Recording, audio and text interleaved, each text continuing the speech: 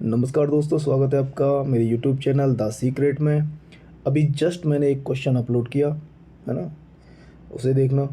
उसके बाद मैं ये क्वेश्चन कराने जा रहा हूँ और ये क्वेश्चन आपका 2022 के जीएस 2 पेपर में आया हुआ था, है ना। क्योंकि पहले अलग से तो इस स्पेशल पेपर जुड़े हुए नहीं थे। ये तो लास्ट ईयर से ही तो पेपर नंबर 5 और पेपर नंबर 6 जुड़े हैं। उससे पहले भी तो जीएस वाले पेपरों में यूपी से रिलेटेड क्वेश्चन आते थे।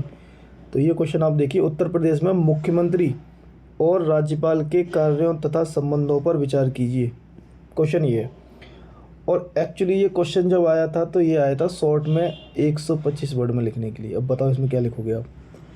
अगर इसको अलग अलग तोड़ने की बात अगर आपके दिमाग में आ रही है कि मुख्यमंत्री के कार्य अलग बता दें, राज्यपाल के कार्यों को अलग बता दें क्योंकि कार्य पूछ रहा है ये, और तथा उनके बीच में फिर संबंध अलग से बता दें कि सीएम और गवर्नर के मध्य में संबंध क्या है, इसे अलग बताएं, तो ये क्वेश्चन फिर लॉन्ग में आ जाएगा। जब ये शॉर्ट में लिखना हो तो इसको कैसे लिखेंगे, है ना।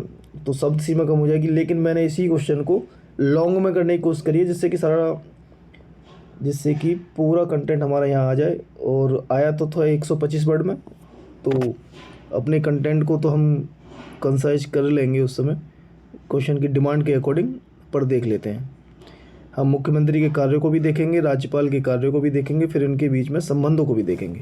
ठीक है, तो चलिए स्टार्ट करते हैं फिर क्वेश्चन को। हम इंट्रोडक्शन देते हैं कि भारतीय संघीय व्यवस्था में राज्य एक महत्वपूर्ण इकाई है। जब हम संघीय व्यवस्था बोलते हैं तो संघीय व्यवस्था का मतलब होता है कि डिस्ट्रीब्यूशन हो रहा है पावर का, सत्ता का, केंद्र और राज्यों के बीच में। तो भारतीय संघीय व्यवस्था में राज्य एक महत्वपूर्ण इकाई, प्रशासनिक इकाई है, जिसका संवैधानिक प्रमुख कौन होता है? राज्यपाल। तथा मुख्यमंत्री कौन होता है? वास्तविक प्रमुख, है ना। जहाँ राज्यों में दोनों के कार्य अलग अलग होते हैं फिर भी दोनों एक दूसरे से संबंधित हैं। जो क्वेश्चन था उस क्वेश्चन को समझाते हुए हमने इंट्रोडक्शन लिखा है। हमने बता दिया कि संवैधानिक प्रमुख राज्यपाल है ना, वास्तविक प्रमुख मुख्यमंत्री है, और दोनों के कार्य हमको अलग अलग दिखाई देते हैं फिर भी दोनों एक दूसरे से संबंधित हैं। चलिए देख लेते हैं। मुख्यमंत्री के कार्यों को देखिए आप, और मुख्यमंत्री के कार्यों को अलग अलग संदर्भ में देखिए कि मंत्रिपरिषद के संदर्भ में उनके कार्य क्या हैं, राज्य विधानमंडल के संदर्भ में उनके कार्य क्या हैं, राज्यपाल के संदर्भ में उनके कार्य क्या हैं, और अन्य शक्ति व कार्य देखेंगे, है ना। जब ये शॉर्ट क्वेश्चन आपको लिखना होता तो मुख्यमंत्री और उनके कार्य पूछ रहा था, राज्यपाल के और उनके संबंध। तो जो मुख्यमंत्री के कार्य राज्यपाल के संदर्भ में जो ये आप यहाँ लिखोगे तो ये इन वाले पॉइंटों को तो आप लेते ही लेते फिर। ठीक है, पर हम क्रम से स्टार्टिंग से स्टार्ट करते हैं कि मुख्यमंत्री के कार्य क्या है। ठीक है, मंत्रिपरिषद के संदर्भ में मुख्यमंत्री के कार्य क्या है? मंत्रिपरिषद की बैठकों की अध्यक्षता करते हैं, मंत्रियों के विभागों का वितरण, फेरबदल, मंत्रियों की बर्खास्तगी का कार्य राज्यपाल की सलाह पर करते हैं।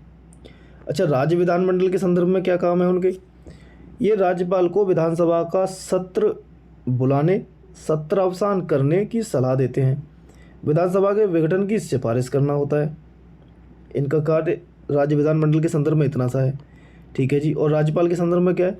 ये राज्यपाल को सहायता व सलाह प्रदायगी मंत्रिपरिषद द्वारा, आर्टिकल 163। मंत्रिपरिषद के निर्णयों की जानकारी राज्यपाल तक पहुंचाते हैं, ये काम है इनका। और मुख्यमंत्री के अन्य कार्य क्या है?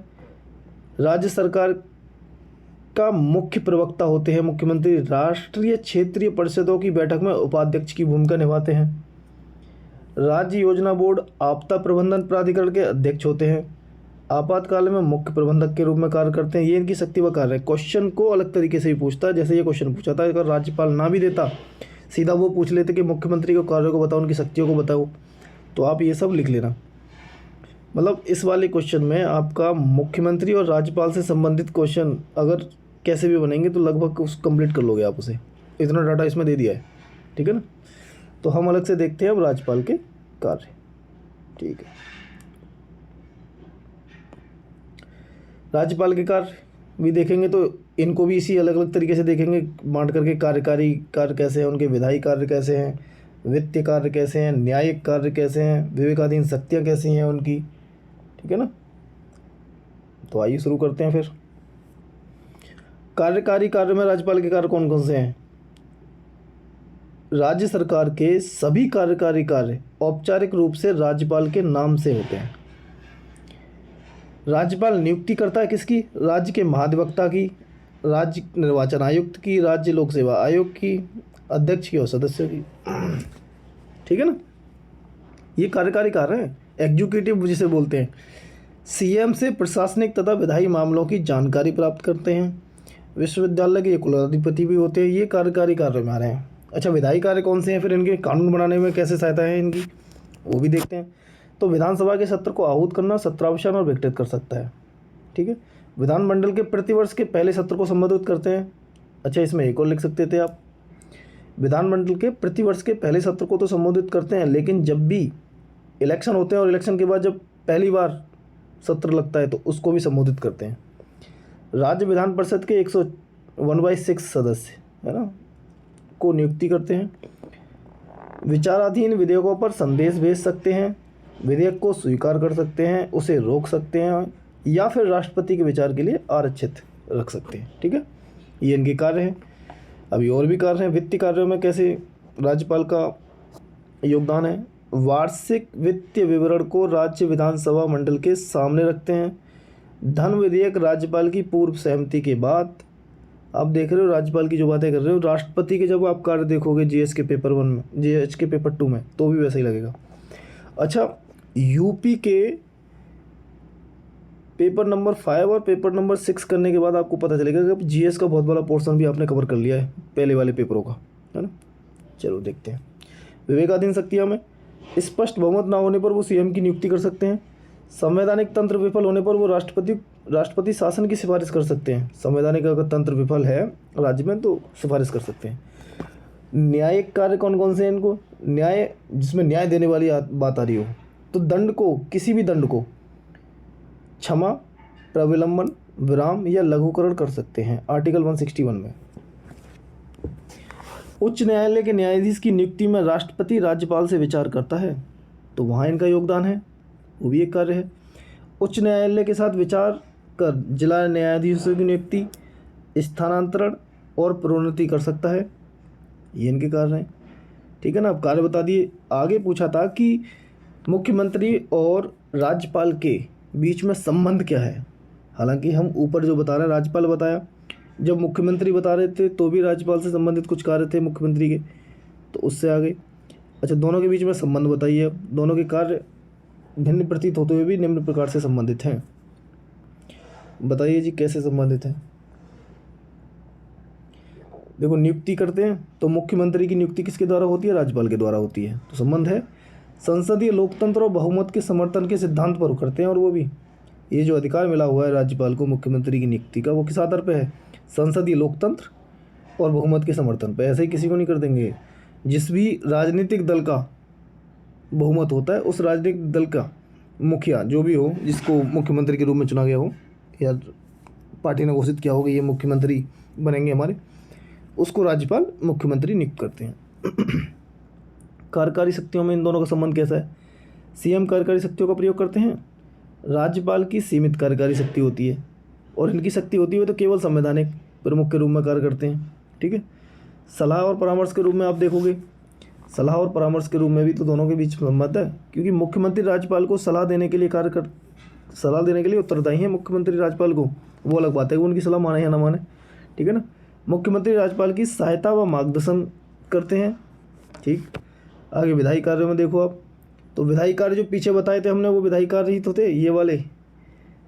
इन विधायी कार्यों में संबंधित तो है ये। ठीक है, ऊपर जब मुख्यमंत्री का चर्चा कराया था तो वो भी था, तो वो आप यहाँ डाल सकते हो, है ना।